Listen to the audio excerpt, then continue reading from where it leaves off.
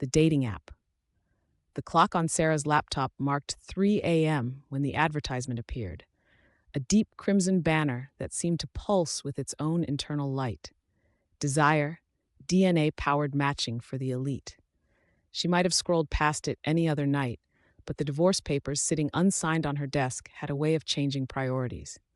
Sarah hadn't meant to stay late at the office again, but being a tech executive meant long hours, longer loneliness, and the kind of silence that made even the most suspicious dating app look tempting. Her cursor hovered over the download button as she ran a quick security scan, force of habit. The code looked clean, if unusually proprietary. Nothing malicious, just different. The installation began normally enough until the screen flickered to display a single line of text. A drop of blood seals the covenant. Her phone case clicked, and a small medical lancet emerged from a hidden compartment.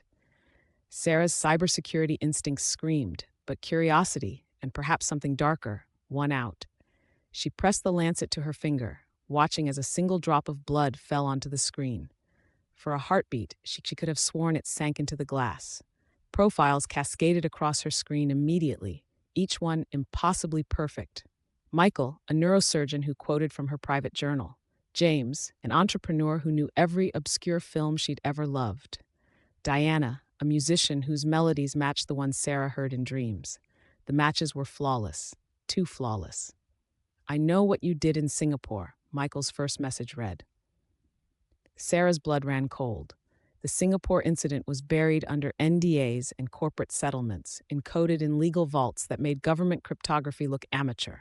Her finger hovered over the delete button, but the app reopened instantly. "Looking at your soul," the next message read. Such exquisite potential for sin. The dates began, each more perfect than the last, but perfection had a price. Michael disappeared after their dinner, his profile replaced by glyphs that burned her eyes. James never showed for coffee, but she saw him later that night, standing outside her 30th floor window, smiling. "You look different," Rebecca from IT said one morning, a week into Sarah's use of the app. Different meant haunted, sleepless, but somehow more magnetic. Heads turned when she walked through the office. Phones chimed in unified discord as she passed. Rebecca's warning came too late. Her research revealed Desire's parent company, Lilith Digital Solutions, founded 1517. Their logo, when processed through specific filters, formed perfect Enochian script. 7 princes seek 7,000 souls. The app spread like a virus through Sarah's digital life. Her TV showed her matches in every commercial. Her laptop displayed their profiles in every window. Her smartwatch pulsed with their heartbeats that grew weaker with each passing day. During a citywide blackout, every dark screen in her apartment lit up simultaneously. Join us for a gathering of matched souls. Your perfect connection awaits. The address led to a former church, now a startup incubator in the city's tech district. The irony wasn't lost on her. Inside, she found them all. Every match, every perfect profile.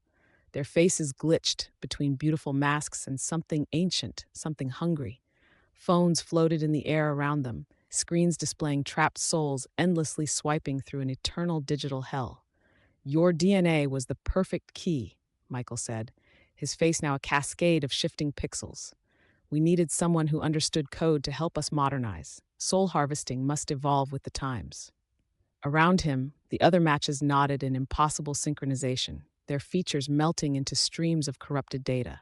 On every floating screen, Sarah saw her own profile, her sins listed as achievements, her desires coded in binary.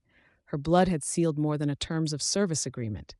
It had opened a door for something ancient that had learned to wear technology like a second skin. Sarah did what she did best. She found the exploit. Not in physical space, the entities had that well covered, but in digital architecture. A kill switch buried in her company's servers, a cascading deletion that would sever her entire digital presence. The price would be complete technological exile, but souls were at stake. The demons screamed in electronic harmonies as she triggered the deletion. Phones burst in showers of sparks and glass. Screens cracked in patterns that formed ancient warnings. Sarah felt herself torn from the digital web, her soul scraping free of silicon and blood. She survived, along with the most recent victims whose souls hadn't yet been fully claimed. but survival came at a cost: complete digital invisibility. Sarah, former tech executive, now lived as a ghost in the machine, warning others when she could. Sometimes on strangers' phones, she catches glimpses of the app's new icon, pulsing with that familiar red glow. New name, new code, same ancient hunger.